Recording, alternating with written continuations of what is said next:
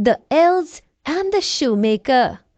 Edited by Hamilton Mabie, Edward Hale, and William Forbush. There was once a shoemaker who, through no fault of his own, had become so poor that at last he had only leather enough for one pair of shoes. At evening, he cut out the shoes which he intended to begin upon the next morning, and since he had a good conscience, he lay down quietly, said his prayers, and fell asleep. In the morning, when he had prayed as usual and was preparing to sit down to work, he found the pair of shoes standing finished on his table. He was amazed and could not understand it in the least.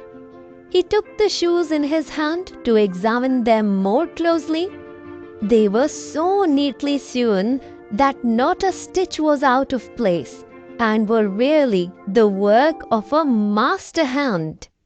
Soon after, a purchaser came in, and as he was much pleased with the shoes, he paid more than the ordinary price for them, so that the shoemaker was able to buy leather for 2 pairs with the money. He cut them out in the evening, and next day, with fresh courage, was about to go to work. But he had no need to, for when he got up, the shoes were finished and buyers were not lacking. These gave him so much money that he was able to buy leather for 4 pairs of shoes. Early next morning, he found the 4 pairs finished, and so it went on. What he cut out at evening was finished in the morning, so that he was soon again in comfortable circumstances and became a well-to-do man. Now it happened one evening, not long before Christmas, when he had cut out shoes as usual, that he said to his wife, "How would it be if we were to sit up tonight to see who it is that lends us such a helping hand?" The wife agreed, lighted a candle, and they hid themselves in the corner of the room behind the clothes which were hanging there.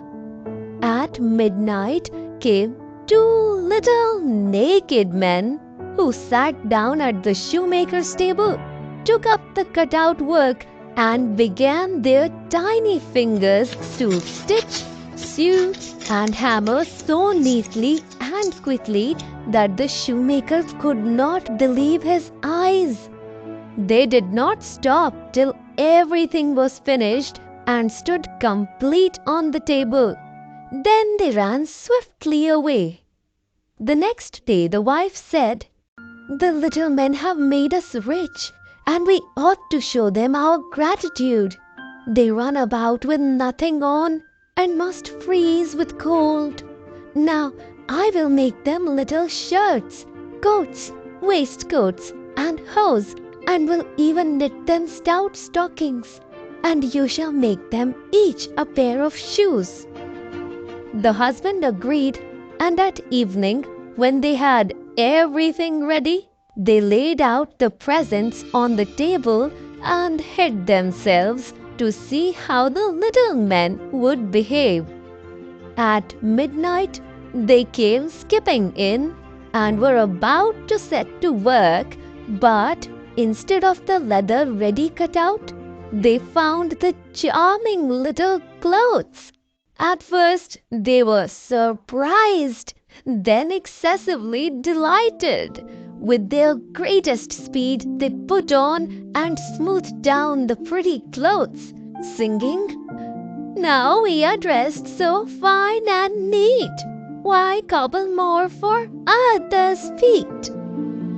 Then they hopped and danced about and leaped over chairs and tables and out at the door. Henceforward, they came back no more. But the shoemaker fared well as long as he lived, and had good luck in all his undertakings.